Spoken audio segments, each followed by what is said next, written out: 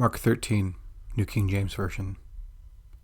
Then as he went out of the temple, one of his disciples said to him, "Teacher, see what manner of stones, what buildings are here." And Jesus answered and said to him, "Do you see these great buildings? Not one stone shall be left upon another that shall not be thrown down." Now, as he sat upon the Mount of Olives opposite the temple, Peter, James, John, and Andrew asked him privately, "Tell us, when will these things be? And what will be the sign when all these things will be fulfilled?" And Jesus, answering them, began to say, "Take heed that no one deceives you. For many will come in my name, saying, 'I am he,' and will deceive many. But when you hear of wars and rumor of wars, do not be troubled, for such things must happen, but the end is not yet. For nation will rise against nation, and kingdom against kingdom, and there will be earthquakes in various places, and there will be famines and troubles. These are the beginning of sorrows. But watch out for yourselves, for they will deliver you up to councils, and you will be beaten in the synagogues. You will be brought before rulers and kings for my sake, for a testimony to them. And the gospel must first be preached to all the nations. But when they arrest you and deliver you up, do not worry beforehand, or premeditate what you will speak. But whatever is given you in that hour, speak that, for it is not you who speak, but the Holy Spirit. Now brother will betray brother to death, and a father his child, and children will rise up against parents and cause them to be put to death. And you will be hated for all my name's sake, but he who endures to the end shall be saved. So when you see the abomination of desolation spoken of by Daniel the prophet, standing where it ought not, let the reader understand. Then let those who are in Judea flee to the mountains.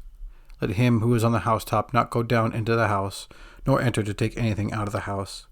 And let him who is in the field not go back to get his clothes. But woe to those who are pregnant, and to those who are nursing babies in those days. And pray that your flight may not be in winter. For in those days there will be tribulation, such as has not been since the beginning of the creation which God created until this time, nor ever shall be.